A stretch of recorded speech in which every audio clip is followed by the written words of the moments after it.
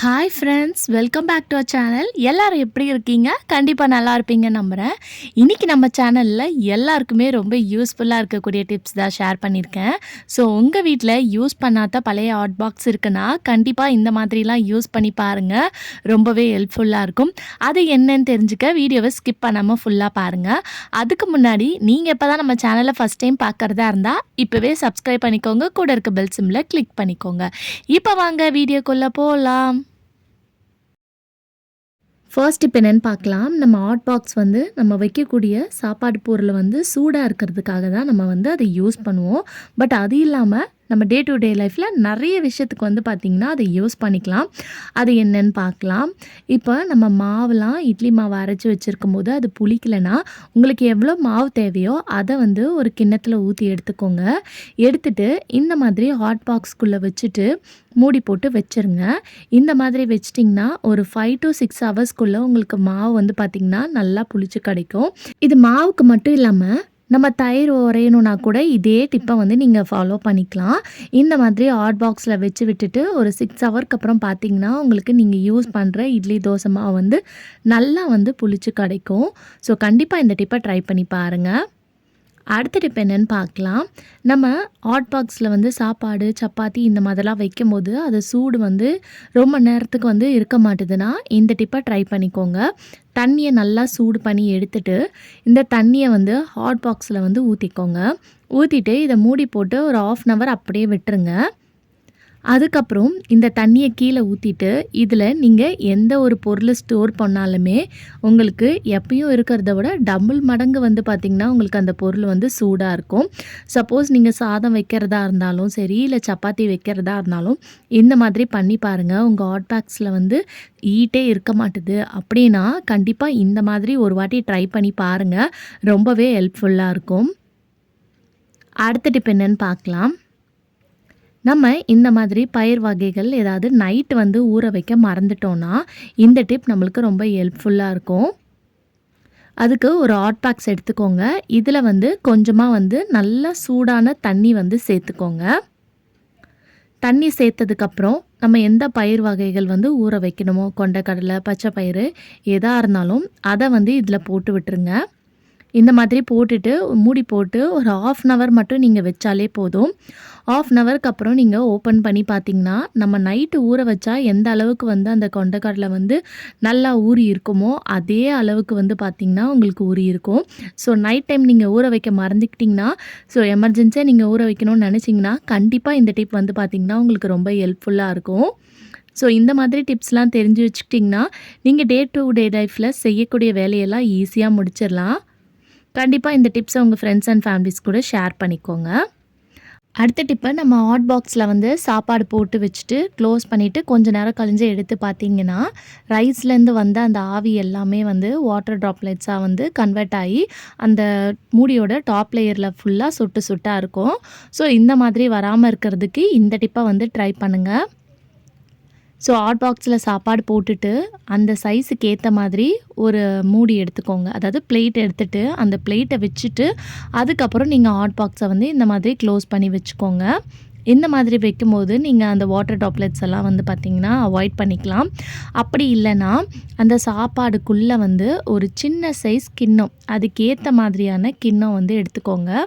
எடுத்துட்டு அதுக்குள்ளே வந்து ஃபுல்லாக வந்து கவுத்து போட்டு மூடி வைங்க. ஸோ இந்த மாதிரி மூடி வைக்கும் போதும் அந்த வாட்டர் ட்ராப்லெட்ஸ்லாம் வந்து தண்ணி அந்த டாப் லேயரில் வந்து வர்றதை வந்து நீங்கள் அவாய்ட் பண்ணிக்கலாம். ஸோ இந்த மாதிரி போட்டுட்டு அதுக்கப்புறம் ஹாட் பாக்ஸ் மூடியை வந்து நீங்கள் மூடி வச்சிடலாம். ஸோ கண்டிப்பாக இந்த டிப்பு ரொம்ப யூஸ்ஃபுல்லாக இருக்கும். ட்ரை பண்ணி பாருங்கள்.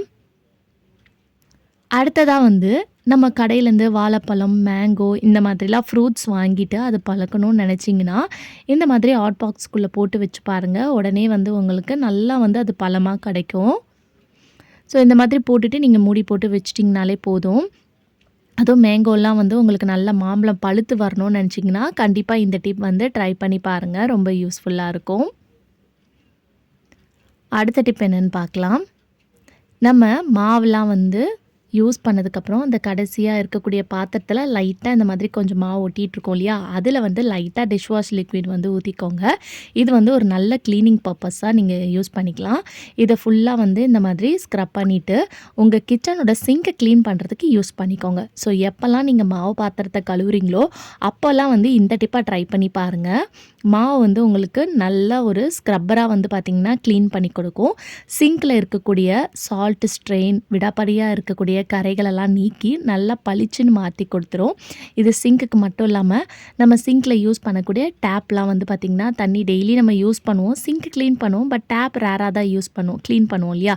ஸோ அந்த டைமில் நீங்கள் இந்த மாதிரி க்ளீன் பண்ணி பாருங்கள். அதில் இருக்கக்கூடிய கரையெல்லாம் போய் நல்லா பளிச்சுன்னு மாறிடும்.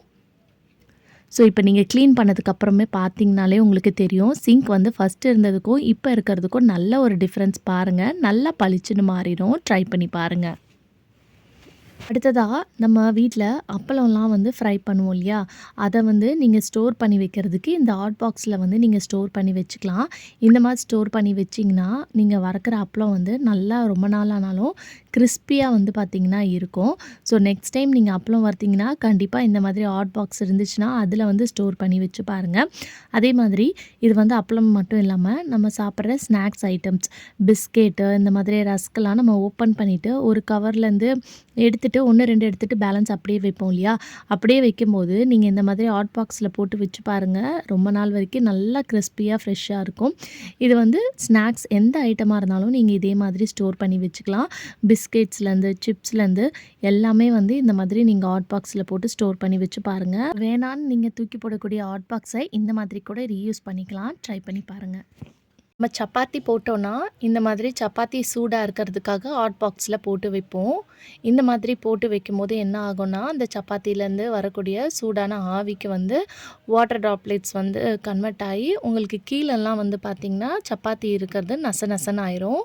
ஸோ அதுக்கு இந்த மாதிரி ட்ரை பண்ணுங்கள். ஒரு மெலிசான காட்டன் கிளாத் எடுத்துக்கிட்டு அந்த கிளாத்தை வந்து கீழே சப்பாத்தி கீழே இந்த மாதிரி பேஸாக வச்சுட்டு அதுக்கு மேலே சப்பாத்தியை வச்சுட்டு ரிமைனிங் இருக்கிறத ஃபுல்லாக இந்த மாதிரி கவர் பண்ணிக்கோங்க.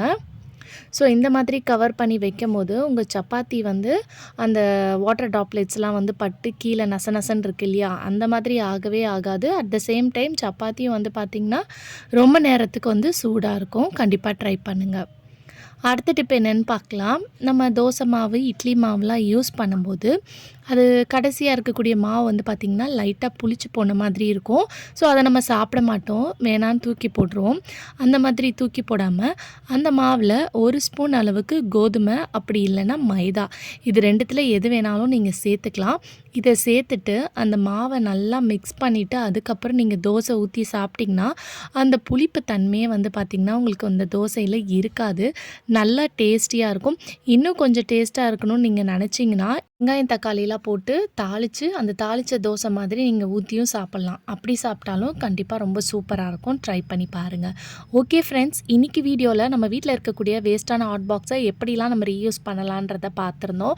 ஸோ கண்டிப்பாக இந்த வீடியோ உங்களுக்கு பிடிச்சிருந்துச்சுன்னா உங்கள் ஃப்ரெண்ட்ஸ் அண்ட் ஃபேமிலிஸ் கூட ஷேர் பண்ணிக்கோங்க. மறக்காமல் நம்ம சேனலை சப்ஸ்கிரைப் பண்ணிக்கோங்க. தேங்க்யூ.